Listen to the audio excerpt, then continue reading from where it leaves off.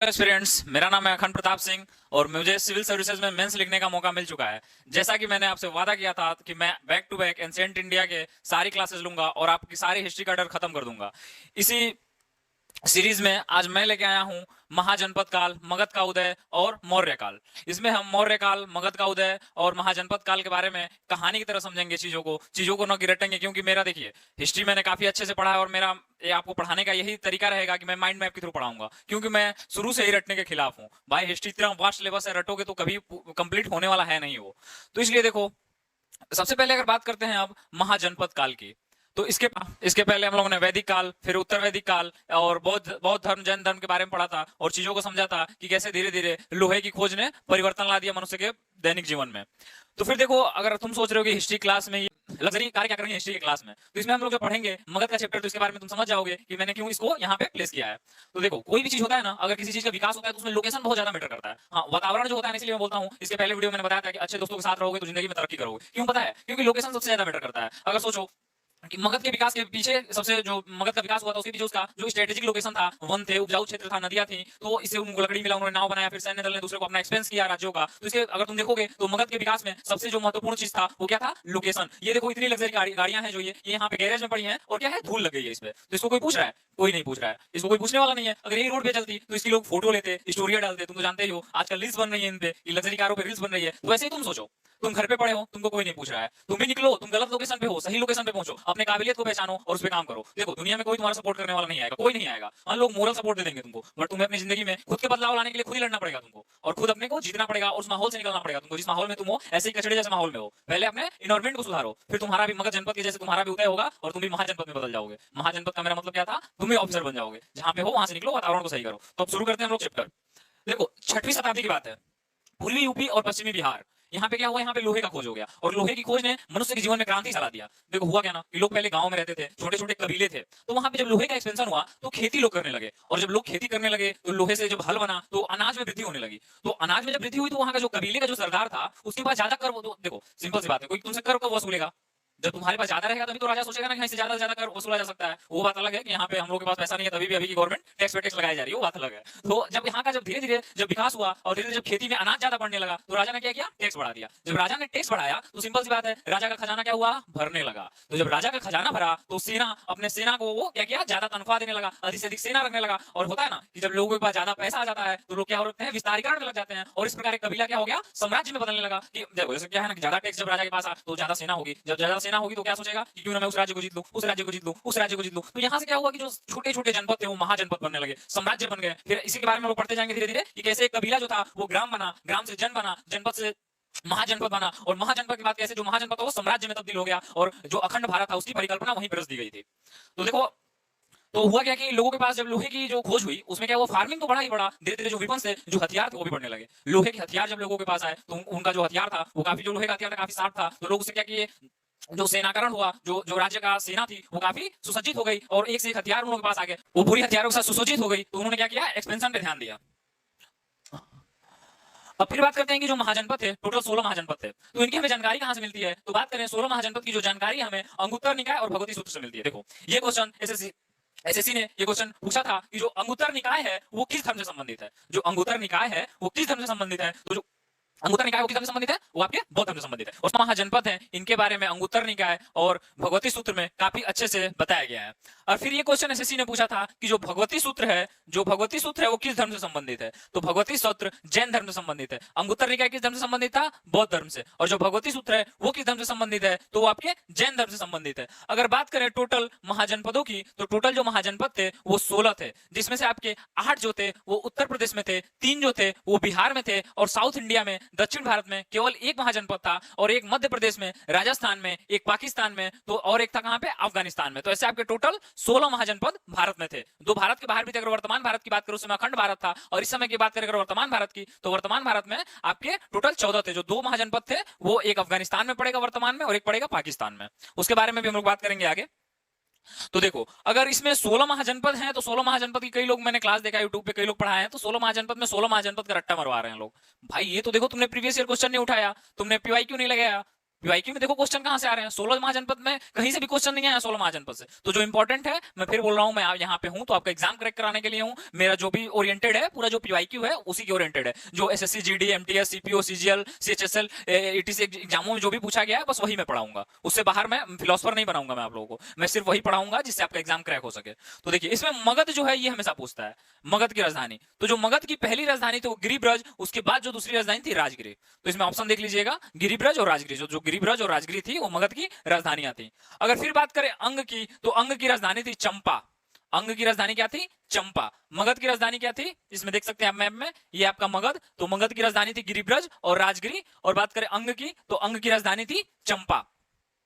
फिर बात करते हैं वज्जी की।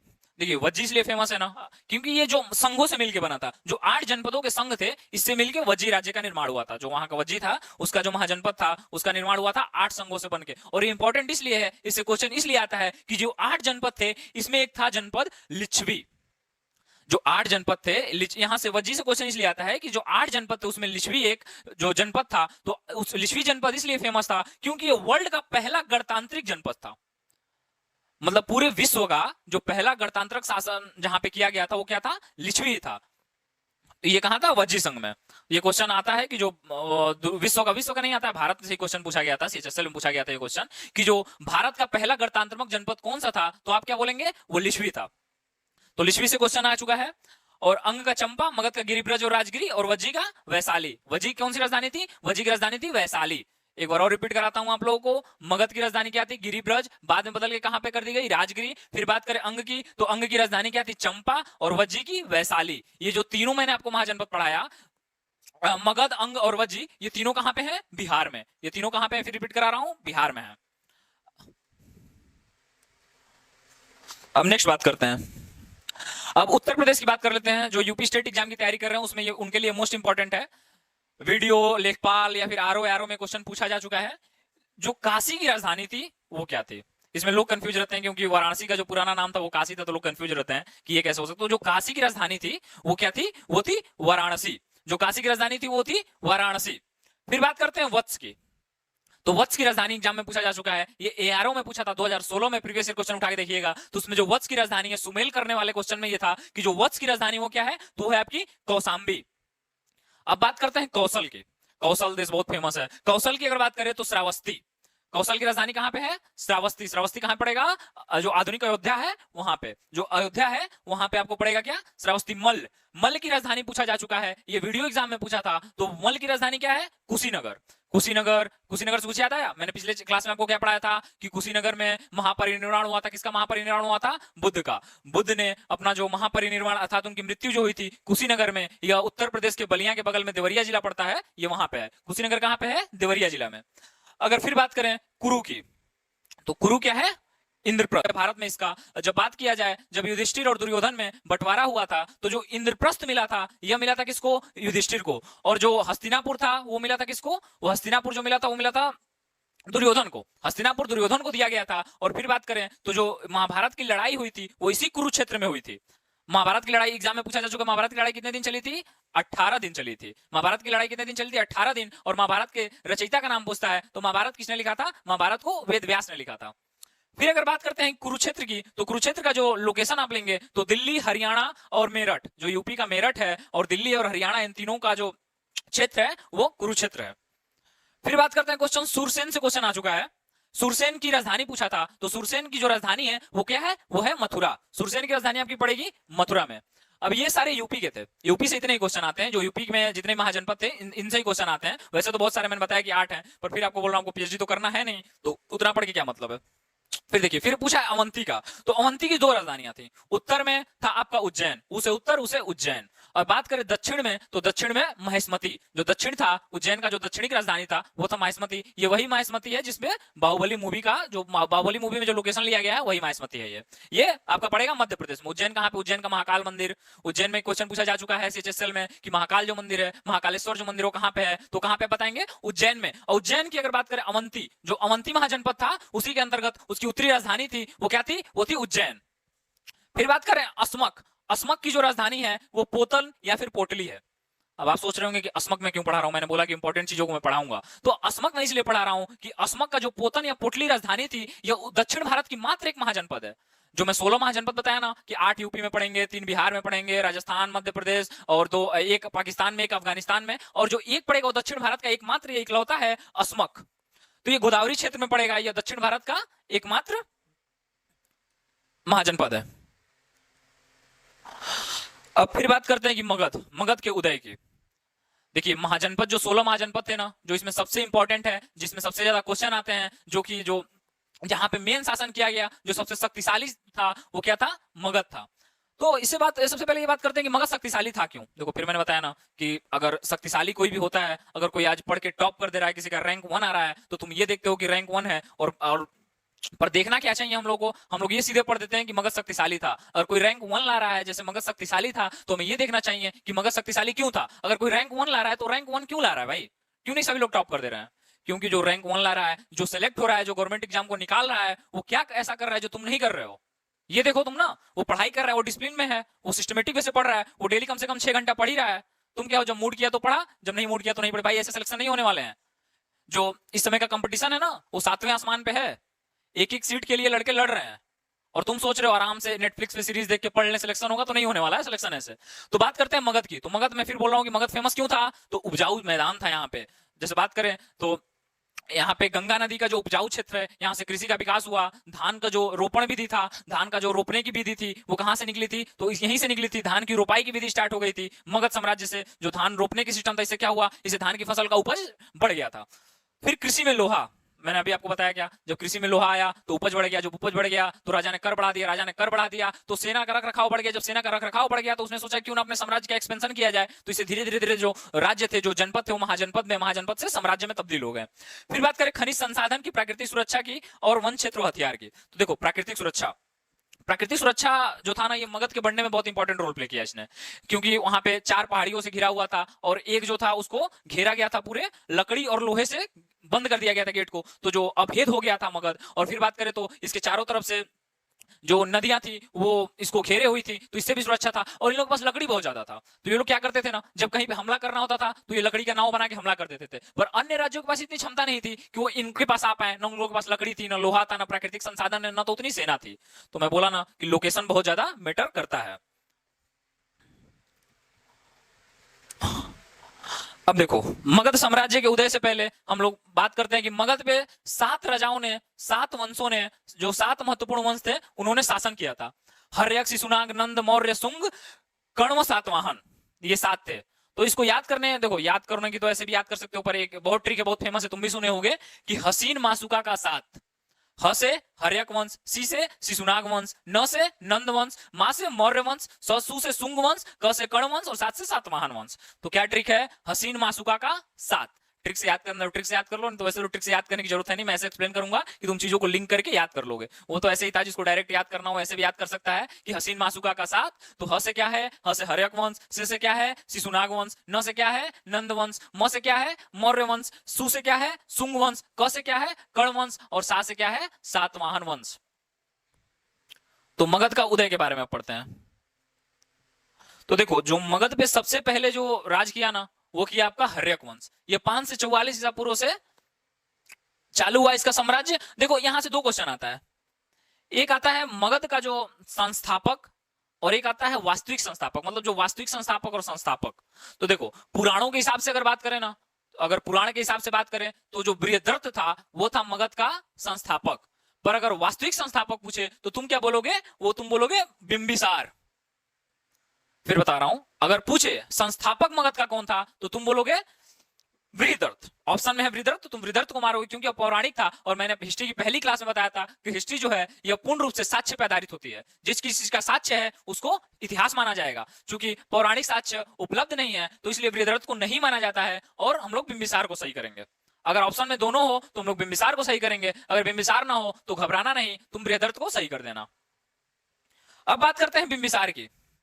तो बिंबिसार जो था यह हर्यक वंश का संस्थापक था, और इसने शासन किया 544 से 493 ईसा पूर्व तक।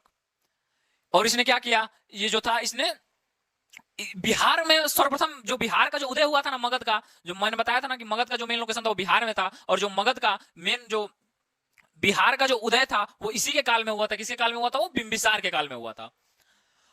और इसने राजगीर को अपनी राजधानी बनाई थी। जो गिरिव्रज था उसका नाम था राजगीर, जो मैंने बताया ना अभी गिरिव्रज राजगीर, तो उसको इसने अपनी क्या बनाई थी? कैपिटल बनाई थी, क्योंकि वो एक स्ट्रेटेजिक लोकेशन पे थी, तो उसने उसको अपनी राजधानी बना दी थी। अब बात करते हैं बिंबिसार के बारे में। देखो बिंबिसार से क्वेश्चन एग्जाम में हमेशा आते हैं। हर्यक वंश का ये पूछा जा चुका है एसएससी के एग्जाम में कि जो हर्यक वंश का संस्थापक था वो कौन था? तो हर्यक वंश का संस्थापक कौन था? बिंबिसार था। अगर बिंबिसार से इंपॉर्टेंट क्वेश्चन की बात करें तो ये एग्जाम में पूछा था, ये एसएससी में सीजीएल में पूछा जा चुका है, शायद सीजीएल में ही आया था कि वो कौन सा ऐसा राजा है जिसने दहेज से अपने साम्राज्य का विस्तार किया। ये देखो ये क्या करता था ना मेरे को लगता है कि बिहार में जो दहेज प्रथा है, बिहार में सबसे ज्यादा दहेज प्रथा है, अगर आपको पता होगा तो वहां पे कोई सरकारी नौकरी पाता है तो पहले से रेट फिक्स है कि दरोगा बनोगे तो 15 लाख मिलेगा, पीसीएस बनोगे तो 40 मिलेगा, आईएएस बनोगे तो 1 करोड़ मिलेगा। ये मैं नहीं बता रहा हूँ, ये कई सारे न्यूज़पेपरों ने ये प्रिंट किया है, कई मैं नहीं बता रहा हूँ। अगर बात करें तो इस प्रथा दहेज विस्तार किया इसने, 3 शादियां की, और जो यूपी का जो सबसे इसको बड़ा दहेज मिला था वो काशी मिला था। मतलब भाई साहब ये पूरा एक छोटा सा साम्राज्य है, ये लोग ले लेते थे दहेज में। तो जो काशी था वो दहेज में, ये क्वेश्चन आ चुका है कि किसने अपना जो विस्तार था साम्राज्य का वो किसने दहेज के रूप में किया? तो दहेज के रूप में साम्राज्य का विस्तार किसने किया था? बिंबिसार ने। ये याद कर लीजिएगा, इंपॉर्टेंट क्वेश्चन है, मैं सिर्फ वही पढ़ाऊंगा जो इंपॉर्टेंट है। फिर अगर बात करें तो काशी को इसने क्या लिया था? दहेज में लिया था। और इसने अपना राजधानी जो था, जो मगध की राजधानी थी, इसी ने गिरिब्रज से हटा के राजगिरी को कर दिया था। गिरिब्रज पहली राजधानी थी, राजगिरी जिसका नाम राजगीर भी कहते हैं, उसको किसने बनाया था राजधानी? तो बिंबिसार ने। फिर बात करें तो इसने अवंती के, जो ये क्वेश्चन पूछा जा चुका है हमेशा, ये क्वेश्चन पूछा था सीएचएसएल में पूछा था कि जो राज्यवैद जीवक थे वो किसके राज्यवैद थे? जो राज्यवैद जीवक थे वो किसके राज्यवैद थे? तो तुम क्या बोलोगे? बिंबिसार के। जो राज्यवैद जीवक थे वो किसके राजवैद थे? तो वो थे बिंबिसार के। और जब अवंती के राजा प्रदूत को पांडु रोग हो जाता है तो उनके सारे जितने भी राज्य आसपास के राज्य से संपर्क करते हैं और उनके राज्य के जितने भी राज्यवैद हैं उन्होंने मना कर दिया था। वो बोल रहे थे कि आपका ये बीमारी सही नहीं हो सकती है, आपके पास सिर्फ एक ही ऑप्शन है और वो है मृत्यु। तो बिंबिसार ने अपने राज्यवैद जीवक को भेजा और जीवक ने उनको पांडु रोग से छुटकारा दे दिया था। ये क्वेश्चन हमेशा पूछता है, ये बहुत सारे एग्जाम में पूछा जा चुका है कि अवंती के जो राजा थे, राजा प्रदोत, वो एक तो एग्जाम में ये पूछ दिया था ना कि उनको बीमारी कौन सी हुई थी, तो उनको बीमारी पांडु रोग हुई थी और उसका सफल इलाज किया राजवैद जीवक ने। और राजवैद जीवक किसके राज्यवैद थे? तो वो थे बिंबिसार के, वो हर्यक वंश के राजवैद थे। अगर बात करें तो अंग को इन्होंने जीत लिया था। जो बिंबिसार थे इन्होंने अंग राज्य को जीत लिया था और वहां का सेनापति अपने बेटे अजातशत्रु को बना लिया था। अजातशत्रु, और ऐतिहासिक अगर बात करें तो अजातशत्रु और बिंबिसार में हमेशा ही वैचारिक मतभेद रहा है। देखो जो वैचारिक मतभेद होता है ना, इसको सबसे पहले सही करना चाहिए। अगर किसी भी परिवार को या फिर किसी भी एक अच्छे संबंध को जो तोड़ता है वो होता है वैचारिक मतभेद। सबसे पहले अगर ये जिसका सही हो गया उसका सारी चीजें सही हो गई हैं। आप भी देखेंगे कि परिवार में जब झगड़े होते हैं या कहीं पे भी कोई भी इशू आता है तो उसमें सबसे पहले क्या होता है? वैचारिक मतभेद। बाद में होता है भौतिक जो भी मतभेद होता है, पहले क्या होता है? वैचारिक मतभेद होता है। और अजातशत्रु और बिंबिसार में क्या हो गया था? वैचारिक मतभेद हो गए थे। तो इसने क्या किया कि अजातशत्रु ने बोला भाई देखिए पापा, चाहिए मेरे को फुल इज्जत, अब मैं आपके हिसाब से नहीं चलूंगा क्योंकि इन दोनों के बीच में थे वैचारिक मतभेद। इसने कहा कि मेरे को चाहिए फुल इज्जत, मेरे को अब बैठाइए सिंहासन पे। तो बोला बेटा अभी उस योग्य तो बन जाओ।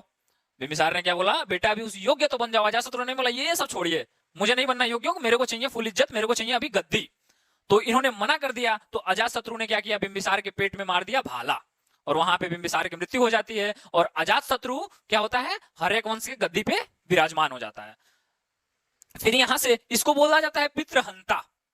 पितृहंता क्यों बोला जाता है? क्योंकि इसने अपने पिता बिंबिसार की हत्या कर दी थी। हत्या करके इसने गद्दी को हासिल किया था, इसलिए इसको बोला जाता है पितृहंता। तो एग्जाम में क्वेश्चन आता है कि पितृहंता किसको बोला जाता है? वैसे तो इसका जो पूरा हर्यक वंश इसी को पितृहंता बोला जाता है। अभी मैं आगे बताऊंगा कि कैसे टिट फॉर टैट हुआ, जैसे को तैसा कैसा मिला, तो उसके बारे में बात। पितृहंता जो है ये किसको बोला जाता है? अजातशत्रु को। अगर बात करें कुड़िक, तो कुड़िक भी किसको बोला जाता है? हर्यक वंश के दो तीन राजा हैं जिनको कुड़िक बोला जाता है, उसमें कौन है? अजातशत्रु भी है। और इसने वैशाली को जीता। अगर बात करें बिंबिसार की, तो बिंबिसार ने किसको जीता था? अंग राज्य को जीता था। और अजातशत्रु की बात करें तो इसने वैशाली को जीता। इसको पितृहंता बोला जाता है क्योंकि इसने बिंबिसार की हत्या कर दी थी। और इसको कुड़िक भी बोला जाता है। और एक क्वेश्चन बहुत इंपॉर्टेंट है, ये हमेशा पूछा जाता है एग्जाम में, ये रेलवे एनटीपीसी में पूछा जा चुका है, एसएससी के लगभग सारे एग्जाम में पूछता है ये, कि जो प्रथम बौद्ध संगति हुई थी, वो किसके काल में हुई थी? तो अजातशत्रु के काल में हुई थी। फिर एक बार मैं बता रहा हूं कि अजातशत्रु ने बिंबिसार की हत्या करके हर्यक वंश की गद्दी पे बैठा था। इसको पितृहंत्रा बोला जाता है, कुड़िक बोला जाता है। और जो प्रथम बौद्ध संगति हुई थी वो किसके काल में हुई थी? तो जो प्रथम बौद्ध संगति हुई थी वो अजातशत्रु के काल में हुई थी। ये देखिए, ये अजातशत्रु। इससे इतने क्वेश्चन बनते हैं। अगर फिर बात करते हैं, अब बात करते हैं अजातशत्रु के बाद उदयन की। तो देखो होता क्या है ना कि जो कर्मा होता है ना वो जरूर आता है लौट के। जो कर्म का फल होता है वो सबको मिलता ही है। तो अजातशत्रु ने जैसे अपने पापा को बोला कि पापा को चाहिए मेरे को फुल इज्जत, मेरे को चाहिए गद्दी, तो उसके पापा ने क्या बोला कि बेटा नहीं मिलने वाला। तो अजातशत्रु इतिहास से कुछ सीखा नहीं। देखो इतिहास क्यों पढ़ा जाता है? मैंने बोला ना कि आज हम जो कर रहे हैं वो इतिहास की वजह से कर रहे हैं। आज हम जहां पे हैं वो इतिहास की वजह से है। तो इतिहास में मैंने बोला कि जैसे सांस्कृतिक जीवन, राजनीतिक जीवन और वैचारिक जीवन, वैचारिक जीवन को पढ़ा जाता है। तो लगता है अजातशत्रु ने अपने इतिहास से कुछ नहीं सीखा था और वो भी उदयन को मना कर दिया कि बेटा अभी उस काबिल बन जाओ, अभी उस काबिल नहीं हो कि तुम गद्दी पे बैठो। तो उदयन ने किया, अच्छा मैं समझाता हूं, मैं काबिल नहीं हूं। इसने भी अजातशत्रु की कर दी हत्या। जैसे अजातशत्रु ने बिंबिसार को मारा था, उदयन ने सेम अपने पापा अजातशत्रु को मारा और ये बैठ गया गद्दी पे और बोला कि मेरे को भी चाहिए फुल इज्जत। जैसे आपने बाबा को मारा था वैसे मैंने आपको निपटा दिया और मेरे को चाहिए इज्जत, और ये बैठ गया हर्यक वंश के सीट पे। अब देखो इसने क्या किया ना कि गंगा और सोन नदी के तट पे इसने एक शहर को बसाया जिसका नाम था पाटलिपुत्र। ये हमेशा एग्जाम में पूछा है, बहुत सारे एग्जाम पूछा जा चुका है, ये मोस्ट इंपॉर्टेंट है। ये पूछता है कि जो पाटलिपुत्र है उसको किसने बसाया था? तो क्या बोलोगे? उदयन ने। एक बार और बता रहा हूं कि नदी, गंगा और सोन नदी के तट पे एक शहर को बसाया गया था, पाटलिपुत्र को। और एग्जाम में पूछता है कि पाटलिपुत्र को किसने बसाया था? तो क्या बोलोगे? उदयन ने। उदयन किस वंश का शासक था? तो उदयन था हर्यक वंश का शासक। और ये जो राजगृह था इसको राजधानी के रूप में हटा के और यह पाटलिपुत्र को अपनी राजधानी बना देता है। फिर इसके बाद क्या होता है? इसका एक लड़का होता है नागदशक। ये जो उदयन था ना, इसने इतिहास को अच्छे से पढ़ा था। इसने इतिहास को अच्छे से पढ़ा था। ये जानता था कि मेरे बाबा को मेरे पापा ने मारा, मैंने अपने पापा को मारा, तो मेरा लड़का भी मेरे से गद्दी की मांग करेगा। और वैसा ही हुआ। नागदशक जब बोला, नागदशक अभी काबिल नहीं था। नागदशक जो था अभी इतना काबिल नहीं था कि वो एक महाजनपद को संभाल सके। पर इसको हत्या के डर से इसने क्या किया? अपना जो कार्यभार था वो नागदशक को दे दिया। अभी वो काबिल नहीं था। देखो जब बिना काबिलियत, बिना मेहनत के सत्ता का नशा मिल जाता है ना तो लोग संभाल नहीं पाते हैं। देखना कभी, अभी सोचो ना, किसी अगर ऐसे बिना एग्जाम के किसी को अधिकारी बना के छोड़ दिया जाए, वो क्या करेगा? वो तो ऑटो वाले, रिक्शे वाले सबको धमकाता फिरेगा, ये मैं पावरफुल हूं। तो बिना मेहनत के जो हासिल मिलता है ना वो घमंड बोलते हैं उसको। वो लोग पचा नहीं पाते हैं उसको, उसको लोग डाइजेस्ट नहीं कर पाते हैं उस शक्ति को, और उसका दिखावा करते हैं। अक्सर राजनेता के जो लड़के होते हैं ना उनको देखना, उन लोगों को क्या होता है, जैसे देख लो ना बिहार में डिप्टी सीएम बने बने हैं ना जो लोग, ऐसे ही तो उन लोगों को क्या है, यही है, वो लोग पावर दिखाते रहते हैं हमेशा। किसी को फोन कर दिया, ये कर दिया, वो कर दिया। तो बिना मेहनत के जो सत्ता का नशा मिलता है ना तो वो बहुत खतरनाक रूप से चढ़ता है और उसका अंत भी होना तय है। तो बात करें अगर नागदशक को, तो नागदशक जो था काबिल नहीं था, पर उदयन ने इतिहास से सीखा था। तो इसने क्या किया? अपना गद्दी का जो कार्यभार था वो अपने बच्चे नागदशक को दे दिया कि ये भी कहीं हत्या ना कर दे। तो नागदशक जो था वो काबिल नहीं था, तो इसके सेनापति जो थे शिशुनाग, इसने इसकी हत्या कर दी। अब सेनापति बोला तुम लोग का बहुत हो, नाग ने हत्या कर दिया और यहां से जो नया वंश आया वो था क्या? शिशुनाग वंश। जो यहां से वंश आता है वो था आपका शिशुनाग वंश। और शिशुनाग वंश 412 से 394 ईसा पूर्व तक चला था। शिशुनाग वंश 412 से 394 ईसा पूर्व तक चला था। अगर इससे इंपॉर्टेंट क्वेश्चन की बात करें तो जो इसकी राजधानी पूछता है कि शिशुनाग वंश की राजधानी क्या थी, तो आप क्या बोलोगे? वैशाली। ये क्वेश्चन पूछा जा चुका है कि शिशुनाग वंश की राजधानी क्या थी, तो आप क्या बताओगे? जो वैशाली थी वो क्या थी? शिशुनाग वंश की राजधानी थी। अब देखो इसके बाद कालाशोक जो आता है ना, ये वैशाली से चेंज करके पाटलिपुत्र को अपनी राजधानी बना देता है। देखो सारे जो राजा हुए उन्होंने राजधानी क्यों चेंज किया, तुम ये सोच रहे होगे। देखो सबके हिसाब से अपनी अपनी स्ट्रेटेजी थी, सबकी अपनी सोच थी। मैं क्या बोला? वैचारिक मतभेद यहाँ पे भी था। लोग जो अपने हिसाब से स्ट्रेटेजी बनाते थे और अपने हिसाब से अपने राज्य का विस्तार करते थे और अपने हिसाब से अपने राजधानी को तय करते थे, क्योंकि सबका जो सबका भेदना था ना, जो साम्राज्य सबका अलग अलग था। कोई दक्षिण को निशाना बना रहा है, कोई उत्तर पश्चिम को निशाना बना रहा है, तो कोई पूर्वी इलाकों को बनाता था। तो इस हिसाब से जो कैपिटल होता है वो स्ट्रेटेजिकल रखा जाता था, जहां से सारे अपने जितने भी छोटे मोटे साम्राज्य हैं, जितने भी छोटे छोटे राज्य हैं, उन पे ध्यान केंद्रित किया जा सके। तो राजाओं ने अपने अपने अपने हिसाब से क्या किए? राजधानी तय किए। तो जो कालाशोक था वो वैशाली से हटा के पाटलिपुत्र को अपनी राजधानी बना दिया। और देखो एक क्वेश्चन आता है, फिर बहुत इंपॉर्टेंट क्वेश्चन आता है। मैंने अभी क्या बोला? प्रथम बौद्ध संगति जो हुई थी वो किसके समय में हुई थी? हर्यक वंश के जो राजा थे अजातशत्रु के टाइम में प्रथम बौद्ध संगति हुई थी। और ये क्वेश्चन पूछा जाता है कि द्वितीय बौद्ध संगति कब हुई थी? तो द्वितीय बौद्ध संगति कब हुई थी? कालाशोक के समय। जब कालाशोक था, ये शिशुनाग वंश का जो कालाशोक था, इसके टाइम में क्या हुई थी? द्वितीय बौद्ध संगति हुई थी।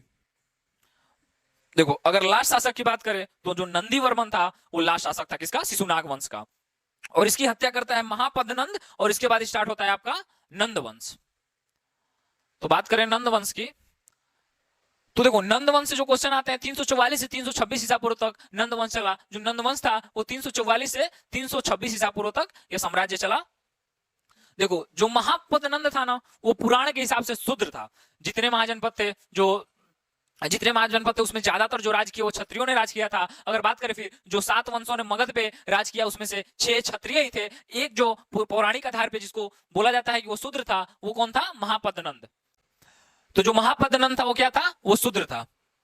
ये एक बहुत बड़ा योद्धा, जो महापद्मनंद था ना वो बहुत बड़ा योद्धा था। इसने कई राजाओं को हराया था और ये सर्व छत्रांतक, इसने कई सारे क्षत्रिय राजा को हराया और खुद को एक उपाधि दी जिसको बोलते हैं क्या, सर्व छत्रांतक। सर्व छत्रांतक की उपाधि, ये पूछा जा चुका है, एसएससी के एग्जाम में पूछा था कि वो कौन सा राजा था जिसे सर्व छत्रांतक की उपाधि मिली थी। तो तुम क्या बोलोगे, वो महापद्मनंद था जिसको सर्व छत्रांतक की उपाधि मिली थी। और सर्व छत्रांतक की उपाधि से क्यों मिली थी, क्योंकि इसने कई सारे क्षत्रिय राजाओं को पराजित किया था।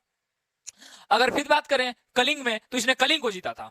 जो महापद्मनंद था इसने कलिंग को जीता था। और कलिंग कहां पे है, उड़ीसा में। कलिंग कहां पे है, उड़ीसा में। और इसने कलिंग को जीता था। और कलिंग चूंकि एक स्ट्रेटेजिकल लोकेशन पे था और कलिंग को जीतना उस समय काफी अपने आप में एक बड़ा काम था। और कलिंग को जीता इसलिए जाता था क्योंकि वहां पे कलिंग की जो लोकेशन देखोगे ना तो काफी अच्छा था। वहां पे क्या है, नदी भी है, वन भी है। और मैंने फिर बताया कि यह तय करता है, लोकेशन उस समय तय करता था कि आप कहां पे हैं। अगर बात करें हम तो कलिंग की अगर बात करें तो कलिंग जो था इसको महापद्मनंद ने जीत लिया था और इसके बाद इसने एकारट की उपाधि धारण की थी।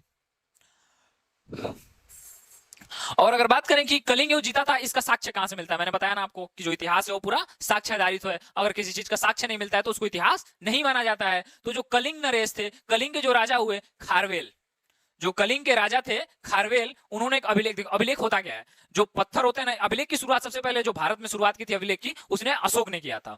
तो इसके बारे में अभी आगे पढ़ेंगे। पर जो कलिंग नरेश थे खारवेल, उन्होंने एक अभिलेख लिखवाया था। अभिलेख मतलब होता है कि पत्थर होता था बड़ा बड़ा, उस पर लेख लिख दिया जाता था और उसको जनता के बीच में रख दिया जाता। देखते हो ना कि रोड बनता है तो एक पत्थर पे शिलान्यास जिसको बोलते हैं कि फला मंत्री जी ने फीता काटा, फला अभियंता, ये वो लिखा जाता है, उसी को बोलते हैं अभिलेख। पत्थरों पे उकेरा हुआ जो शब्द होता है उसको अभिलेख बोलते हैं। तो महापद्मनंद ने कलिंग को जीता था, इसका साक्ष्य कहां से मिलता है, ये क्वेश्चन आ चुका है। तो कलिंग नरेश जो खारवेल थे वो हाथी गुम्बा अभिलेख लिखवाए थे, उसी में ये बताया गया था कि जो महापद्मनंद थे उन्होंने कलिंग को जीता था। और उसमें ये भी बताया गया है कि जो महापद्मनंद थे उन्होंने सिंचाई के लिए नहरों का निर्माण करवाया था। तो ये क्वेश्चन हमेशा आता है कि हाथी गुम्बा अभिलेख किससे संबंधित है, तो क्या बोलोगे, कलिंग नरेश खारवेल से संबंधित है। एक बार और रिपीट कराता हूं, ये क्वेश्चन आ चुका है, ये यूपीपीसीएस में क्वेश्चन पूछा था कि हाथी गुम्बा जो अभिलेख है वो किससे संबंधित है, तो किससे संबंधित है, कलिंग नरेश खारवेल से संबंधित है।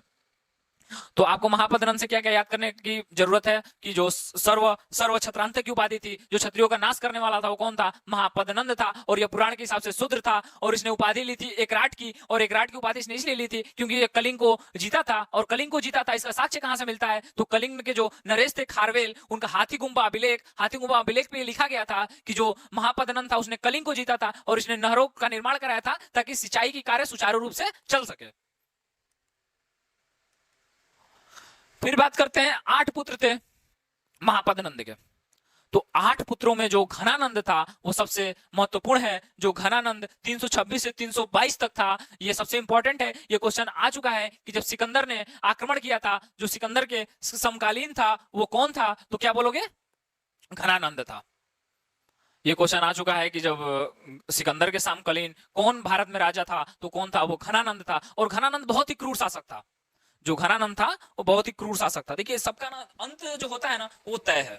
जब किसी को ज्यादा घमंड हो जाता है ना तो उसका अंत तय हो जाता है। और जो ये क्रूर और ये बहुत घमंडी शासक था, घमंडी शासक कौन था, घनानंद। घनानंद जो बहुत क्रूर शासक था, ये एक दमनकारी शासक था। यह किसी में विभेद नहीं रखता था, महिला पुरुष बच्चे सबकी लाइन से हत्या करा देता था। और जितने भी अगर कोई भी इसके खिलाफ कोई बोलता था तो उसका विद्रोह होता था। तो इसको इसलिए जाना जाता था कि जो विद्रोह होता था उसको बहुत ही क्रूरता के तहत ये उसको दबा देता था। तो देखो इसका जब घमंड बढ़ा, तो मैं क्या बोला, जब घमंड बढ़ता है तो अंत तय होता है। और इसका भी अंत तय था। इसने क्या किया कि चाणक्य को अपमानित कर दिया। देखो हुआ क्या था ना कि चाणक्य आया दरबार में एक दिन घनानंद के, और उसने बोला कि देखो राजकुमार, जो सिकंदर है वो भारत की तरफ बढ़ रहा है। तो चाणक्य बहुत ज्ञानी पर्सन था, राज भले ही इसके पास था, होता है ना नॉलेज इज पावर, चाणक्य को पता था।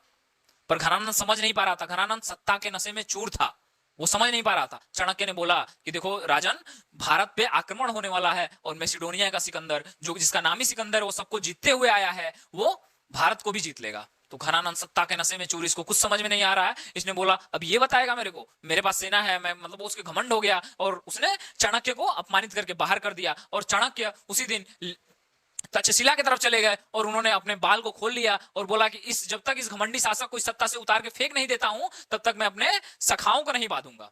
जो उसके बाल थे, उसने प्रण लिया उसी दिन कि जब तक इस शासक को, मैं इस घमंडी शासक को यहां से हटा नहीं देता हूं, तब तक मैं अपने सखाओं को नहीं बांधूंगा। और फिर यहाँ पे होता है मौर्य वंश का शुरुआत। उन्होंने चंद्रगुप्त मौर्य को ट्रेंड किया और घनानंद का अंत तो आ ही गया था, क्योंकि इसने घमंड कर लिया था। देखो घमंड टिकने वाला नहीं है। घमंड जो होता है ना, अच्छे अच्छे लोगों, हिटलर का घमंड देखो चूर हो गया, घमंड चूर होना ही है। और फिर यहाँ पे मौर्य वंश का स्थापना होता है।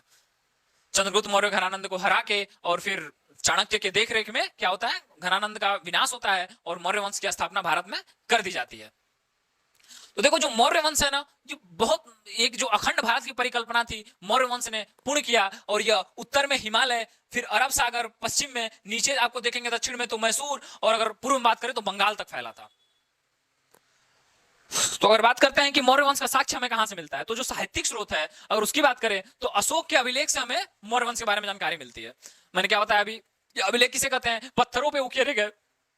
मैंने फिर बताया कि अभिलेख किसे कहते हैं, तो पत्थरों पे उकेरे गए शब्दों को अभिलेख कहते हैं। और जो अशोक के अभिलेख है, जूनागढ़ का अभिलेख और रुद्रदामन के अभिलेख से क्या मिलता है, जूनागढ़ कहां पे, गुजरात में। तो इन सब साहित्यिक साक्ष्यों से हमें पता चलता है किसके बारे में, मौर्य वंश के बारे में। और जो चंद्रगुप्त मौर्य था, उसने कौटिल्य को क्या बनाया था, अपना प्रधानमंत्री बनाया था। अगर बात करें पुरातात्विक के बारे में, देखो दो होता है, एक तो होता है साहित्यिक स्रोत और एक होता है पुरातात्विक स्रोत। तो साहित्यिक स्रोत वो है जब जो लिखते हैं लोग, उसको साहित्यिक स्रोत कहते हैं। और जो सबूत मिलता है, जैसे अभिलेख जो मिला, वो पुरातात्विक स्रोत था। तो अगर बात करें फिर पुरातात्विक स्रोत में भी क्या है, इसके बारे में बताया गया है, किसके बारे में, मौर्य वंश के बारे में। और फिर कहां कहां मिलता है इसका, जो मेन देखो जो मेजर पार्ट कवर होता है ना मौर्य वंश का, वो जैन धर्म और बौद्ध ग्रंथ से होता है। फिर इसके बाद बात करें तो अर्थशास्त्र। अर्थशास्त्र किसने लिखी थी, क्वेश्चन कई बार ऐसे पूछा जा चुका है कि अर्थशास्त्र किसने लिखी थी, कौटिल्य ने लिखा था। अर्थशास्त्र किसने लिखा था, कौटिल्य ने लिखा था। और फिर बात करें इंडिका, तो इंडिका किसने लिखा था, इंडिका लिखा था मेगास्थनीज ने। इंडिका कौन लिखा था, मेगास्थनीज। मेगास्थनीज कौन था, राजदूत था इनके दरबार में। अभी इसके बारे में आगे पढ़ेंगे। तो मेगास्थनीज में इसका मौर्य वंश के बारे में मिलता है। फिर मुद्रा राक्षस, ये क्वेश्चन कई बार एसएससी और रेलवे में पूछा जा चुका है। आप लोग बताइए कि मुद्रा राक्षस को किसने लिखा था, विशाखा दत्त ने। एक बार और रिपीट कर रहा हूं कि अर्थशास्त्र को किसने लिखा था, कौटिल्य ने। इंडिका को किसने लिखा था, मेगास्थनीज ने। और मुद्रा राक्षस को किसने लिखा था, विशाखा दत्त ने। ये कई बार एग्जाम में मोस्ट इंपॉर्टेंट है, ये कई बार आ चुका है एग्जाम में, कई सारे एग्जाम में, वनडे एग्जाम पूछा जा चुका है कि मुद्रा राक्षस के लेखक कौन है, तो आप क्या बोलेंगे, विशाखा दत्त। विशाखा दत्त जो है मुद्रा राक्षस के लेखक हैं। तो ये आपका मौर्य वंश यहां से स्टार्ट होता है। अब फिर बात करते हैं चंद्रगुप्त मौर्य की। तो चंद्रगुप्त मौर्य का जो शासन था वो 322 ईसा पूर्व से चालू होता है। चंद्रगुप्त मौर्य बहुत ही एक अच्छे और कुशल शासक थे। फिर चंद्रगुप्त मौर्य, देखो इसमें चंद्रगुप्त मौर्य में ना बहुत सारे शासक हैं, तो सबके बारे में हम लोगों को नहीं पढ़ना है। जो इंपॉर्टेंट है, फिर मैं बोल रहा हूं हमको पीएचडी तो करना है नहीं, तो जो इंपॉर्टेंट है, चंद्रगुप्त मौर्य, बिंदुसार और अशोक, इन्हीं तीन राजाओं से क्वेश्चन आते हैं। आप प्रीवियस ईयर क्वेश्चन उठा लीजिए, चंद्रगुप्त मौर्य, बिंदुसार और अशोक, जितने भी क्वेश्चन आए होंगे अप्रॉक्सीमेट 99% क्वेश्चन इन्हीं तीन राजाओं से बने हैं, तो हम लोग इन्हीं को फोकस किया जाएगा। देखो चंद्रगुप्त मौर्य, बिंदुसार और अशोक। तो चंद्रगुप्त मौर्य की बात करें तो चाणक्य को इन्होंने क्या बनाया था, प्रधानमंत्री। और चाणक्य जो था इनके प्रधानमंत्री थे। ये क्वेश्चन कई बार पूछा जा चुका है, बहुत सारे एग्जाम में आप देखेंगे वनडे में, कि विष्णुगुप्त किसका नाम था। जो चाणक्य का नाम था विष्णुगुप्त था और कौटिल्य था। ये क्वेश्चन कई सारे एग्जाम में पूछा जा चुका है कि जो चाणक्य थे वो किनका नाम था। तो चाणक्य जो था, विष्णुगुप्त, चाणक्य और कौटिल्य एक ही पर्सन का नाम था। जो चाणक्य का नाम था कौटिल्य और फिर नाम था विष्णुगुप्त। चंद्रगुप्त की पत्नी जो थी वो दुर्धरा थी। ये एक बार पूछा जा चुका है, इतना इंपॉर्टेंट नहीं है, याद कर सकते हैं। एक बार एसएससी सीजीएल में पूछा जा चुका है। दुर्धरा जो था वो कौन है, वो दुर्धरा का चंद्रगुप्त मौर्य से क्या संबंध है, तो दुर्धरा जो है क्या है, उनकी पत्नी है। हाँ, ये क्वेश्चन पूछा है कई बार कि एड्रोकोटस और सेंड्रोकोटस जो यूनानी फिलोसोफर थे, उन्होंने दो राजाओं के बारे में बात की थी। एक थे एंड्रोकोटस और एक थे सेंड्रोकोटस। तो एंड्रोकोटस और सेंड्रोकोटस के बारे में बात की गई है। तो ये देखो किसी को पता नहीं था। 17वीं शताब्दी में एक बंदा आता है विलियम जोन्स। तो विलियम जोन्स ने बताया कि जो यूनानी लेख हैं उसमें जो सेंड्रोकोटस और एंड्रोकोटस है वो और कोई नहीं, वो भारत के महान शासक चंद्रगुप्त मौर्य हैं।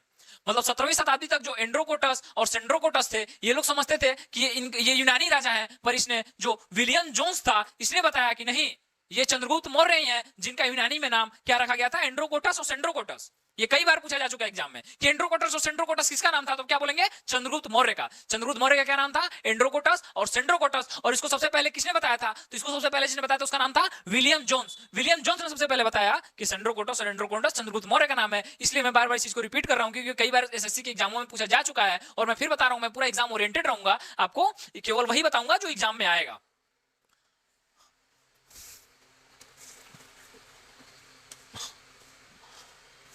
अब बात करते हैं यहां पे सिकंदर के बारे में, करते हैं सिकंदर की। तो सिकंदर के देखो जो सेनापति थे जल के और थल के, तो जो जल का सेनापति था उसका नाम था नियारकस।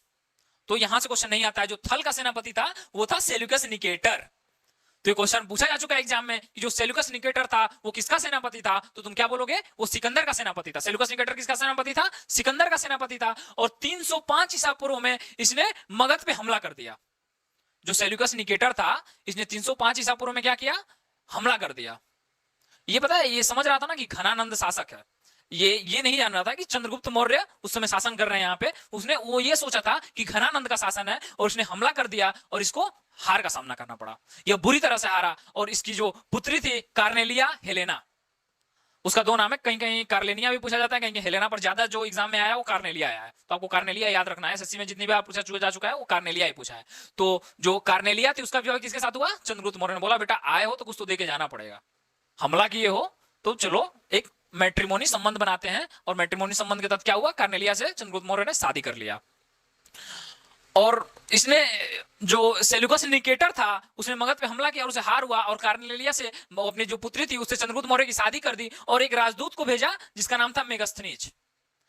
एक अपने दरबार में इसने क्या भेजा, जो चंद्रगुप्त मौर्य के दरबार में अपने एक राजदूत को छोड़ दिया। वो क्या था, मेगस्थनीज नाम था उसका। और वही मेगस्थनीज है जिसके बारे में अभी मैंने पहले बताया कि इंडिका बुक को किसने लिखा था, मेगस्थनीज ने। ये क्वेश्चन पूछा जा चुका है। देखो फिर बात करते हैं ना चंद्रगुप्त मौर्य के अंतिम के बारे में बात करते हैं कि चंद्रगुप्त मौर्य का अंत कैसे हुआ। इतना प्रतिभाशाली राजा, इतना प्रतापशाली राजा था, उसका अंत कैसे हुआ। तो जो भद्रबाहु थे ना, ये क्वेश्चन पूछा जा चुका है कि कौन सा राजा था जिसने अंतिम समय में जैन धर्म को स्वीकार कर लिया था। ये कई बार कई सारे एग्जाम में पूछा जा चुका है कि वो कौन सा राजा था। नहीं, ऐसे क्वेश्चन आता है ना कि निम्न में से कौन सा शासक जैन धर्म से संबंधित है, 4 राजाओं के नाम दे देगा। तो उसमें आपको क्या करना है, उसमें चंद्रगुप्त मौर्य को सही करना है आपको। चंद्रगुप्त मौर्य जो थे वो क्या थे, वो जैन धर्म से संबंधित है। जैन धर्म से संबंधित कौन राजा थे, चंद्रगुप्त मौर्य थे। तो इन्होंने संलेखना विधि से श्रवणबेलगोला कर्नाटक में 298 ईसा पूर्व में समाधि को प्राप्त कर लेते हैं। ये देखो होता क्या है ना, संलेखना विधि के बारे में समझा देता हूं।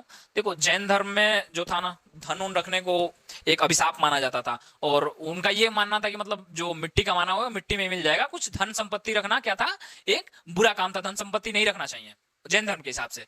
तो ये जो संलेखना विधि है उसी का एक जैन धर्म का विधि है। इसमें क्या होता है कि जिसको समाधि हासिल करना रहता है ना, वो अन्न और जल को छोड़ देता है। और अन्न जल को छोड़ देता है तो चूंकि बॉडी में जब अन्न जल नहीं मिलेगा तो मृत्यु तो होनी ही है।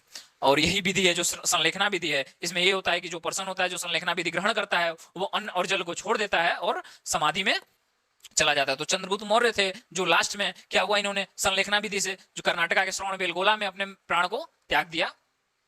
तो क्वेश्चन पूछा जा चुका है एग्जाम में कि वो कौन सा राजा था जो जैन धर्म से संबंधित था। तो अब क्या बोलेंगे, चंद्रगुप्त मौर्य।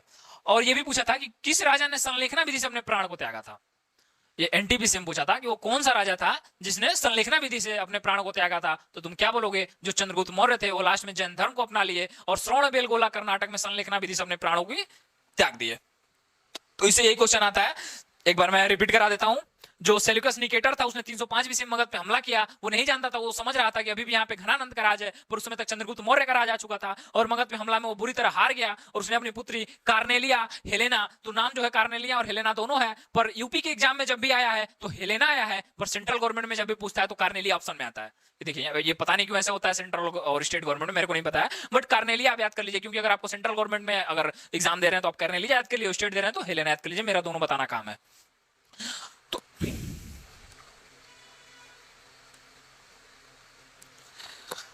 अब बात करते हैं बिंदुसार की।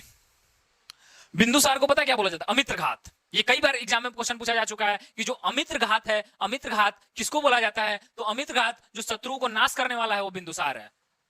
एक दो एग्जाम में पूछा है कि अमित्र घात का मतलब क्या होता है। एक दो एग्जाम में क्या पूछा है कि अमित्र घात का मतलब क्या होता है। तो अमित्र घात का क्या मतलब होता है? अमित्र घात का मतलब होता है शत्रुओं का नाश करने वाला। अमित्र घात का क्या मतलब होता है? अमित्र घात का मतलब होता है शत्रुओं का नाश करने वाला। और शत्रुओं का नाश करने वाला कौन था? तो बिंदुसार था। और इसने क्या किया, देखो इसने ये पूछा जाता है हमेशा कि ये आजीवक संप्रदाय का अनुयायी कौन था।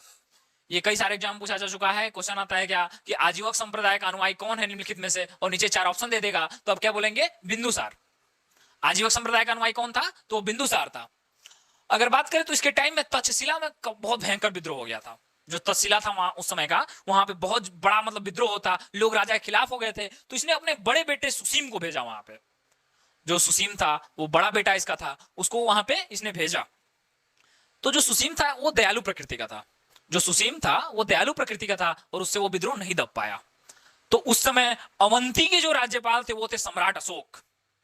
वही सम्राट अशोक जिसका कलिंग युद्ध के बाद हृदय परिवर्तन हो जाता है और वो बौद्ध धर्म को धारण कर लेता है। देखिए वो कितना हिंसक था कि अवंती के जो राज्यपाल थे अशोक, उसने इतनी क्रूरता से उसको शांत किया कि जो बड़ा बेटा था सुसीम वो शांत नहीं कर पाया। जो विद्रोह हुआ था राजा के खिलाफ उसको बड़ा बेटा सुसीम शांत नहीं कर पाया। और जब अशोक गया तो इसने इतनी क्रूरता से उसको दबाया। इतिहास में लेखन मिलता है ना कि उसने महिलाओं को, बच्चों को, किसी को नहीं छोड़ा, सबको मरवाया, जितना हो सकता था हिंसा किया और उस विद्रोह को दबा दिया। इससे देखो बिंदुसार तो खुश हो गया क्योंकि इसको तो विद्रोह दबाना था, इसको अपना साम्राज्य बचाना था। तो बिंदुसार खुश हो गया और इसने क्या किया, बड़े बेटे सुसीम को गद्दी ना देके अशोक को दे दिया।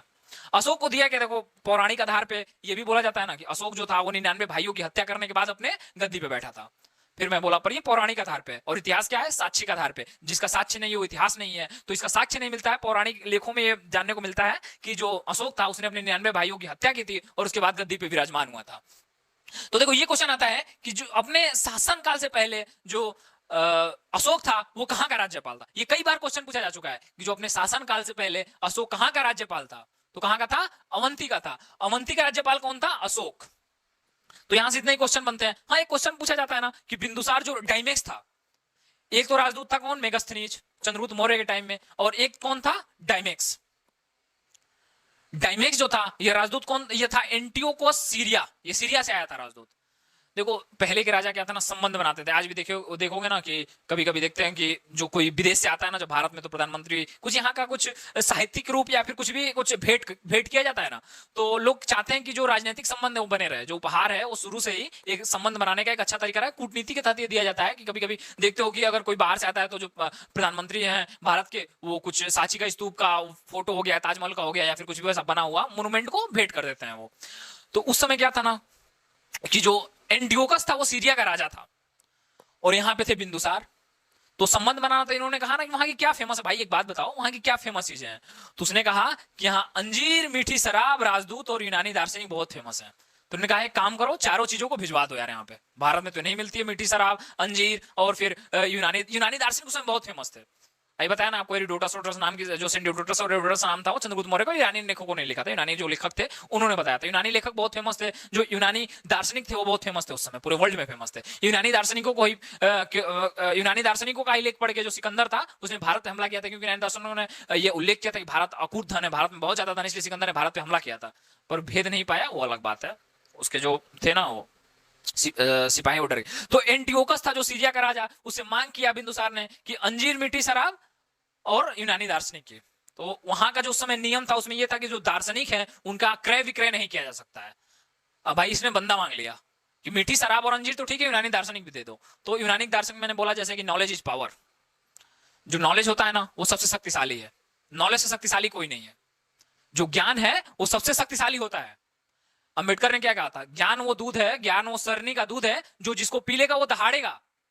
तो ज्ञान जो पी लिया ना वो हमेशा दहाड़ता रहेगा। ज्ञान वही शेरनी का दूध है भाई। ज्ञान से इंपॉर्टेंट कोई चीज नहीं है लाइफ में। इसलिए मैं बोलता हूं कि बुक पढ़ो, ज्ञान लो। तुम इंस्टाग्राम रील स्क्रॉल कर रहे हो भाई, उससे क्या मिलने वाला है?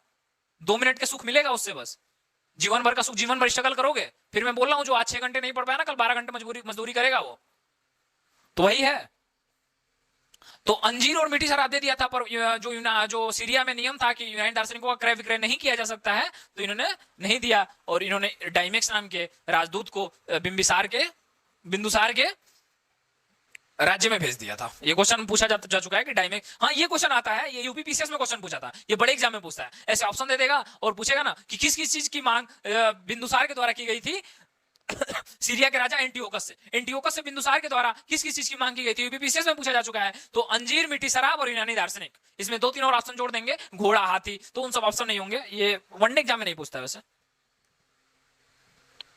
अब बात करते हैं सम्राट अशोक की। क्रूरता से दयालुता तक का सफर का नाम है अशोक, सम्राट अशोक। ये कैसे क्रूर राजा जो था वो दार्शनिक में तब्दील होता है, और कैसे नैतिकता का पाठ पढ़ाता है, और कैसे बौद्ध धर्म का प्रचार करवाता है, इसके बारे में हम पढ़ेंगे सम्राट अशोक के बारे में। देखो सम्राट अशोक से बहुत ज्यादा क्वेश्चन आता है वनडे एग्जाम में। मेरे को लगता है ना कि मौर्य वंश में सबसे ज्यादा क्वेश्चन आएंगे ना, अगर कौटिल्य, विष्णुगुप्त, कौटिल्य के बाद और विष्णुगुप्त के बाद, और किसी को कौटिल्य विष्णुगुप्त का ही नाम था, उनके बाद किसी से सबसे ज्यादा क्वेश्चन आता है ना, तो अशोक, सम्राट अशोक से आता है। सम्राट अशोक से बहुत ज्यादा क्वेश्चन आता है। तो जो सबसे पहला क्वेश्चन बनता है कि जो सम्राट अशोक थे उनकी माता का क्या नाम था, तो उनकी माता का नाम था सुभद्रांगी। जो सुभद्रांगी थी, देखो जितनी चीजें मैं बताऊंगा इससे बाहर सम्राट अशोक से क्वेश्चन नहीं आएगा। हाँ, पर ये सारी चीजें इंपॉर्टेंट है, इसमें मैं बता दे रहा हूं, पहले ही बता दे रहा हूं कि क्या क्या इंपॉर्टेंट है, क्योंकि बहुत इंपॉर्टेंट है। जितनी चीजें बताऊंगा सारी चीजें एग्जाम में आ चुकी हैं। तो सुभद्रांगी जो था वो किसके माता का नाम था, तो अशोक के माता का नाम था। ये पूछता है कि जो सम्राट अशोक का था वो किस ईसा पूर्व में जन्म हुआ था, तो 304 ईसा पूर्व में सम्राट अशोक का जन्म हुआ था। सम्राट अशोक के माता का नाम था सुभद्रांगी, और जो इनका जन्म हुआ था 304 BC में, 304 ईसा पूर्व में हुआ था, और पाटलिपुत्र में इनका जन्म हुआ था। अगर बात करें तो मैंने बताया ना कि पौराणिक में जो बौद्ध ग्रंथ है उनके हिसाब से इन्होंने 99 भाइयों की हत्या करने के बाद ये राजगद्दी पे बैठे थे। देखो कितना क्रूर शासक। फिर बात करें अगर, तो इनका राज्याभिषेक कब हुआ था, तो 269 ईसा पूर्व में इनका राज्याभिषेक होता है, और मात्र 8 सालों के बाद एक ऐसी युद्ध ये लड़ते हैं जिसने इनका जीवन बदल दिया। 261 BC राज्याभिषेक के मात्र 8 साल बाद कलिंग का युद्ध होता है, और कलिंग के युद्ध में इनका हृदय परिवर्तन होता है, और यहां से एक नया इतिहास होता है इनके लाइफ के लिए। देखो यहाँ पे हुआ क्या कि इनका हृदय परिवर्तन हो गया। ये क्वेश्चन पूछा जा चुका है, ये हमेशा क्वेश्चन आता है कि कलिंग की लड़ाई किस ईसा पूर्व में लड़ी गई थी, तो कलिंग की जो लड़ाई थी वो 261 ईसा पूर्व में लड़ी गई थी। फिर मैं रिपीट कर रहा हूं, ये क्वेश्चन आ चुका है एग्जाम में कि जो कलिंग की लड़ाई थी वो कब लड़ी गई थी, तो कलिंग की लड़ाई जो लड़ी गई थी वो 261 ईसा पूर्व में लड़ी गई थी। अब देखो जो हृदय परिवर्तन इनका होता है, तो जो उपगुप्त थे ये इनके गुरु थे। देखो गुरु का ना जो इंपॉर्टेंट होता है, मैंने कल बताया था ना आपको मेंटरशिप के बारे में, एक मेंटर बहुत ज्यादा जरूरी होता है लाइफ में सबके। तो इनका मेंटर कौन था, उपगुप्त। तो उपगुप्त जो थे वो बौद्ध धर्म के थे, और इन्होंने, अशोक ने बौद्ध धर्म को अपना लिया। हाँ, पर देखो जब हृदय परिवर्तन हुआ ना, तो क्रूर शासक भी इतना दयालु हो गया कि इसने खुद तो व्यक्तिगत जीवन में बौद्ध धर्म अपनाया, पर किसी को फोर्स कभी नहीं किया कि तुम बौद्ध धर्म अपनाओ। और जो इसके राज्य के जो थे वो सनातनी ही थे, वो हिंदू धर्म, और जो जिस भी धर्म को, जैन, बौद्ध, हिंदू धर्म, जो जो जो जो मानना चाहे वो मानता था। पर जो इनका पर्सनल व्यक्तिगत धर्म था वो क्या था, बौद्ध धर्म था। अशोक का व्यक्तिगत धर्म क्या था, बौद्ध धर्म था। पर इन्होंने कभी भी किसी पे फोर्स नहीं किया कि इस धर्म को तुम अपनाओ। फिर देखो अशोक की जो पहला शासक था जिसने अभिलेख लिखा, टोटल इसके देखो हमेशा क्वेश्चन आता है कि जो अशोक था उसके टोटल कितने अभिलेख थे। अभिलेख मैंने बताया ना कि पत्थर पे उकेरे हुए शब्दों को क्या बोलते हैं, अभिलेख। अभिलेख से इसने नैतिकता के बारे में बताया, और ये क्वेश्चन हमेशा पूछा जा चुका है कि जो अभिलेख था, अशोक के टोटल कितने अभिलेख थे, तो टोटल अभिलेख कितने थे, अशोक के 14 अभिलेख थे। और ये भी पूछा जा चुका है कि जो भाषा थी वो कौन सी थी, जो अभिलेख पे भाषा थी वो कौन सी थी, तो भाषा जो थी वो प्राकृत भाषा में लिखी गई थी। और बात करें अगर, तो ये भी पूछा जा चुका है कि वो लिपियां कौन सी थी। देखो 4 लिपि में थी, ब्राह्मी, खरोष्ठी, अरमाइक और ग्रीक। फिर एक बार रिपीट कर रहा हूं, ब्राह्मी, खरोष्ठी, अरमाइक और ग्रीक, अरमाइक और ग्रीक। तो ये क्वेश्चन हमेशा आता है कि जो खरोष्ठी लिपि थी ना वो दाईं से बाईं लिखी जाती है, बाईं से दाईं लिखी जाती है। ऐसे क्वेश्चन हमेशा पूछा जाता है खरोष्ठी जो लिपि है वो कैसे लिखी जाती है, तो कैसे लिखी जाती है, दाईं से बाईं। ये कई बार एग्जाम में पूछा जा चुका है, एसएससी में कई बार ये पूछा है कि जो खरोष्ठी लिपि है वो कैसे लिखी जाती है, तो खरोष्ठी लिपि कैसे लिखी जाती है, खरोष्ठी लिपि दाईं से बाईं लिखी जाती है। फिर एक बार ये बहुत इंपॉर्टेंट है, ये पूछा जा चुका है कि जो अशोक के जो अभिलेख थे वो टोटल 14 थे, और उसकी भाषा प्राकृत थी, और 4 लिपियों में लिखी गई थी। 4 लिपि में जो सबसे इंपॉर्टेंट है वो कौन सी लिपि है, वो लिपि है खरोष्ठी लिपि, क्योंकि खरोष्ठी लिपि से क्वेश्चन आ चुका है कि ये कैसे लिखी जाती थी, तो ये दाईं से बाईं लिखी जाती थी, और ब्राह्मी लिपि बाईं से दाईं लिखी जाती है। फिर देखो ये क्वेश्चन पूछा जा चुका है कि जो महेंद्र और संघमित्रा है वो कौन थे, तो अशोक के जो पुत्र थे उनका नाम था महेंद्र, और जो उनकी पुत्री थी उनका नाम था संघमित्रा। और ये इंपॉर्टेंट क्यों है, क्योंकि ये दो थे, जो महेंद्र और संघमित्रा थे, ये बौद्ध धर्म के प्रचार के लिए श्रीलंका गए थे। ये फिर बता रहा हूं मैं, फिर रिपीट कर रहा हूं, ये बहुत इंपॉर्टेंट क्वेश्चन है। ये पूछा जा चुका है कि जो बौद्ध और संघमित्रा थे वो कौन थे, तो जो अशोक के जो पुत्र थे उनका नाम महेंद्र था, और संघमित्रा कौन था, संघमित्रा नाम था उनके पुत्री का। और यही वो 2 लोग थे जो श्रीलंका गए थे बौद्ध धर्म का प्रचार प्रसार के लिए। अब ये आजीवक संप्रदाय के लोगों के लिए ना इसने बराबर की पहाड़ियों में 4 गुफाओं का घर बनाया था, आवास बनाया था। किसके लिए, आजीवक संप्रदाय के लोगों के लिए। कुछ याद आया आप लोगों को, अभी मैंने पीछे पढ़ाया ना कि जो बिंबिसार था, जो बिंदुसार था वो क्या था, आजीवक संप्रदाय को मानने वाला था। तो इसीलिए उनका जो संप्रदाय के लोगों के लिए इन्हें क्या किया, बराबर की पहाड़ियों में 4 गुफाओं का घर बनाया था इन्होंने। और ये कहां पे पड़ता है? ये बिहार में पड़ता है। तो अशोक से इतने क्वेश्चन आते हैं, एक बार रिपीट करा देता हूं। अशोक की माता का नाम शुभद्रांगी था, जन्म 304 बीसी में हुआ था, पाटलिपुत्र में इनका जन्म हुआ था और 269 बीसी में इनका राज्याभिषेक हुआ था और मात्र 8 साल बाद इन्होंने सबसे बड़ी युद्ध लड़ा 261 बीसी में, 261 ईसा पूर्व में इन्होंने युद्ध लड़ा, कलिंग का युद्ध। और कलिंग के युद्ध से इनका हृदय परिवर्तन होता है और हृदय परिवर्तन के बाद इनका गुरु मिलता है बौद्ध धर्म का जो था उपगुप्त। और जो उपगुप्त थे इन्होंने इनको बौद्ध धर्म की शिक्षा दी और इनका यह व्यक्तिगत धर्म था, इन्होंने कभी भी किसी पे फोर्स नहीं किया। उनके टोटल अभिलेख थे 14 और 14 अभिलेख में से जो उसकी लिपि थी वो क्या थी? 4 लिपियों में उनका है ब्राह्मी, खरोष्टी, अरमाइक और ग्रीक। और भाषा की बात करें तो भाषा थी प्राकृत। फिर बहुत इंपॉर्टेंट ये पूछा जा चुका है कि अशोक के टोटल कितने अभिलेख थे? तो टोटल जो अभिलेख थे 14 अभिलेख थे। और देखो ये हमेशा क्वेश्चन आया, बहुत बार क्वेश्चन ये पूछा जा चुका है। ये 14 अभिलेख से क्वेश्चन आते हैं, पर 14 अभिलेख में फिर मैंने बोला मैं हमेशा एग्जाम ओरिएंटेड रहूंगा। तो 14 अभिलेख जो अशोक के थे उसमें जो सबसे इंपॉर्टेंट अभिलेख जो ये क्वेश्चन पूछा जा चुका है एसएससी के द्वारा कि जो पशु बलि का विरोध किसमें किया गया है, किसमें इसको पशु बलि को विरोध गलत बताया गया है, तो क्या है? पहला अभिलेख, अशोक के पहले अभिलेख में पशु बलि को गलत बताया गया है। और फिर ये था कि कलिंग युद्ध के बारे में, कलिंग युद्ध के बारे में जानकारी कहां से प्राप्त होती है? तो अशोक के 13वें अभिलेख से ये जानकारी प्राप्त होती है। तो मोस्ट इंपॉर्टेंट है, ये बहुत सारे एग्जाम पूछा जा चुका है स्टेट से लेकर सेंट्रल तक। जितने भी अगर कलिंग युद्ध से क्वेश्चन आए होंगे तो इसमें जरूर पूछता है कि 13वां अभिलेख जो है वो किससे संबंधित है? कलिंग युद्ध, जो कलिंग युद्ध हुआ था उसके बारे में जानकारी कहां से प्राप्त होती है? तो 13वें अभिलेख से प्राप्त होती है। बस इतने क्वेश्चन बनते हैं अशोक से, इससे बाहर नहीं आने वाला है। एक बार टेलीग्राम जो है ना, इसको डिस्क्रिप्शन में टेलीग्राम लिंक होगा, ज्वाइन करके इस वीडियो को पढ़ लेना, उससे बाहर क्वेश्चन नहीं आएंगे। अभी मैं एमसीक्यू जो पढ़ाऊंगा ना तो सब कंप्लीट कर दूंगा। मैं फिर बोल रहा हूं ऐसा पढ़ाऊंगा इसके क्वेश्चन बाहर नहीं आएंगे। अब जो अभिलेख जो अशोक लिखवाता था उसमें उसने अपना नाम अशोक कहीं नहीं लिखवाया है। वो हमेशा जो नाम लिखवाता था अपना वो लिखवाता था देवनाम प्रियदर्शी। ये बहुत सारे एग्जाम में क्वेश्चन पूछा जा चुका है। जैसे पूछा है ना चाणक्य का नाम कौटिल्य विष्णुगुप्त था, वैसे पूछता है कि देवनाम प्रियदर्शी किसका नाम था? तो देवनाम प्रियदर्शी जो था अशोक का नाम था, इसने खुद अभिलेख में लिखवाया था कि देवनाम प्रियदर्शी का मतलब होता है कि देवों का प्रिय, देवताओं का प्रिय, देवताओं का प्रिय। देवनाम प्रियदर्शी किसका नाम था? अशोक का नाम था। अशोक का नाम क्या था? देवनाम प्रियदर्शी। तो जो अशोक का धम्म, ये भी क्वेश्चन आता है, ये जो अशोक का धम्म है वो किससे संबंधित है? तो अशोक का धम्म नैतिकता संहिता। नैतिकता संहिता क्या है? जब उपगुप्त ने बौद्ध धर्म के बारे में अशोक को जानकारी दी और इसका हृदय परिवर्तन हुआ तो ये जान गया कि क्रूरता में कुछ नहीं रखा है, जो मानव जीवन है वो दयालुता में रखा है। जो दयालु है, जो वही मनुष्य है, सेवा ही सबसे बड़ा धर्म है। सेवाकालीन उच्च अधिकारी थे, उनको क्या कहा जाता है? ये बहुत बार पूछा जा चुका है। जो उच्च अधिकारी थे मौर्य काल में उसको क्या कहा जाता है? महामात्रा। महामात्रा किसको कहा जाता है? जो मौर्यकालीन उच्च अधिकारी थे उनको महामात्रा कहा जाता है। मोस्ट इंपॉर्टेंट है, कई सारे एग्जाम में पूछा जा चुका है। आरओ में पूछा था कि जो महामात्रा है वो किसको कहा जाता है? तो मौर्यकालीन जो उच्च अधिकारी थे उनको क्या कहा जाता है? महामात्रा। तो ये मैंने आपको बताया कि कलिंग युद्ध के बारे में किस अभिलेख में जानकारी मिलती है? तो कलिंग युद्ध में जो अशोक का 13वां अभिलेख है उसके बारे में जानकारी मिलती है। अब देखो चाणक्य के अर्थशास्त्र में मौर्य काल में 4 वर्ण थे, वही ब्राह्मण, क्षत्रिय, वैश्य, शूद्र। पर मेगास्थनीज ने, देखो ये यूपीएससी सीएससी में पूछा था, ये आईएएस में क्वेश्चन आ चुका है कि जो मेगास्थनीज था उसने भारत के वर्ण व्यवस्था को कितने भागों में बांटा था?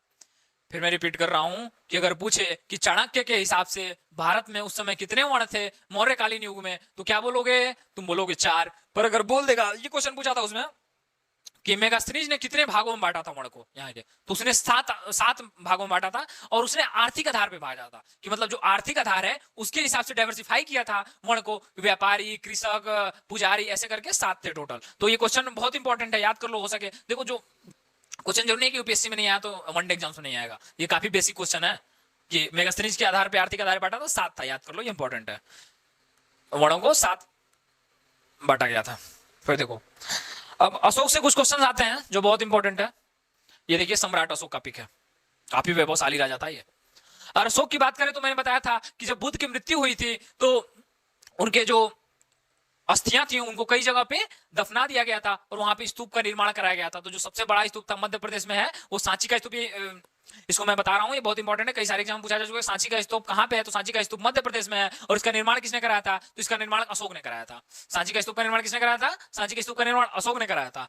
अगर बात करते हैं सारनाथ के अशोक स्तंभ की, तो सारनाथ का जो स्तंभ है वो किसका सूचक है? ये बहुत बार एग्जाम में पूछा जा चुका है। भारत का राष्ट्रीय चिन्ह है जो सारनाथ का स्तंभ है, इसका निर्माण अशोक ने कराया था। और सारनाथ कहां पे है? उत्तर प्रदेश के वाराणसी के पास है सारनाथ।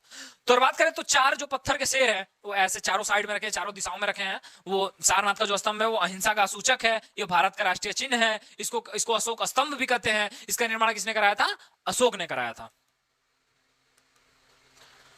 तो इतने क्वेश्चन बनते हैं। आई होप कि आपको मैंने काफी अच्छे से पढ़ाया है इसको। अगर कुछ क्वेश्चन इसे छूट जाते हैं तो मैं जल्दी पीवाईक्यू प्रीवियस ईयर क्वेश्चन और मल्टीपल चॉइस क्वेश्चन यानी एमसीक्यू कराऊंगा और उसमें इस चीज को कवर कर लिया जाएगा। अगर बात करें देखो जीएस तो मैं पूरा कवर कर दूंगा, मैंने बताया मैं सिर्फ वही पढ़ाऊंगा जो एग्जाम ओरिएंटेड है। मैं पीएचडी कराने के लिए हूं। देखो मेहनत से पढ़ो यार, एक बार पढ़ लिए ना तो सारी चीजें सही होने वाली हैं आगे चल के। और पहले तो अपना लोकेशन सही रखो तुम। मैंने अभी आपको बताया था ना कि कैसे मगध का विकास क्यों हुआ था, क्योंकि उसका लोकेशन सही था। तुम्हारा वातावरण ही गंदा है यार, तुम गलत लोगों के साथ रह रहे हो, कैसे करोगे अचीव अपने ड्रीम्स को तुम? देखो पूरा परिवार का तुम्हारे ऊपर बोझ है बाबू। पूरे परिवार का बोझ तुम्हारे ऊपर है, तुम्हारे ऊपर जिम्मेदारियां, तुम दूसरों की तरफ मस्ती नहीं कर सकते हो जाके। इंस्टाग्राम पे रील देखने से नहीं होगा सक्सेस हासिल, पढ़ना पड़ेगा। जो कंपटीशन है 7वें आसमान पे है इस समय, ऐसे नहीं सिलेक्शन होने वाले हैं। रील देख लिए, हाय हेलो लिख लिए, गुड नाइट गुड मॉर्निंग कर दिया और सिलेक्शन हो गया। तुम ही बताओ ना तुम्हारा सिलेक्शन क्यों होगा? जो लड़का एक रूम में पढ़ रहा है उसका सिलेक्शन हो गया, जो बाहर तुम घूम के इंस्टाग्राम पे स्टोरी डाले तो तुम्हारी सिलेक्शन होगा। क्यों होगा तुम्हारा सिलेक्शन? नहीं होने वाला है सिलेक्शन ऐसे। तो अच्छे से पढ़ो, चीजों को अच्छे से पढ़ो, काफी अच्छे तरीके माइंड मैप बना के हिस्ट्री को पढ़ोगे ना, पूरा कंप्लीट हो जाएगा। टेलीग्राम ग्रुप को ज्वाइन कर लो, वहां पे माइंड मैप मैंने बना के सारी चीजों का भेज दिया है, डिस्क्रिप्शन में है लिंक, ज्वाइन कर लो उसको। अगर फिर बात करें तो मैथ की, तो मैथ के लिए आकाश सर है, ये कंप्लीट मैथ आकाश सर पूरे फ्री में पढ़ाने वाले हैं। और यूट्यूब के इतिहास में पहली बार ऐसा होने जा रहा है कि एक इतने एग्जामों में सिलेक्टेड लड़का पूरा फ्री में मैथ पढ़ा रहा है। आकाश सर, अगर बात करें तो आकाश सर का CGL, CPO, air force, NTPC, CDS में ले नहीं सकता ना हम लोग का, ना टाइम बहुत ज्यादा वेस्ट हो जाएगा, इतने एग्जामों को इन्होंने निकाला है। तो एक बार जरूर पढ़ के देखिए, इसके बाद मैथ क्लास पढ़ के देखिए, आपको पक्का सब मैथ का डर खत्म हो जाएगा इनसे पढ़ने के बाद। जीएस के लिए मैं हूं, नो डाउट आपकी पूरी सहायता की जाएगी। और कोई भी डाउट हो तो कमेंट सेक्शन में पूछे। अगर वीडियो अच्छा नहीं लगे तो उसको डिसलाइक करिए और कमेंट में बता के जाइए कि डिसलाइक क्यों किया, क्योंकि नेक्स्ट टाइम से उसमें पक्का सुधार होगा, क्योंकि सुधार का नाम ही जीवन है। कोई भी परफेक्ट फायदा नहीं होता है, धीरे धीरे धीरे चीजें सुधर जाती हैं। तो मैं बोल रहा हूं, फिर अगर वीडियो पसंद नहीं आया तो कमेंट सेक्शन में बताएंगे क्यों नहीं पसंद आया, बता के जाइएगा क्यों नहीं पसंद आया। और थैंक यू सो मच बने रहने के लिए। एक बार प्लेलिस्ट में जाके कंप्लीट मैथ बाय आकाश सर जरूर देखिए। और जीएस के लिए मैं हूं, जीएस का डर खत्म कर दूंगा। Thank you so much.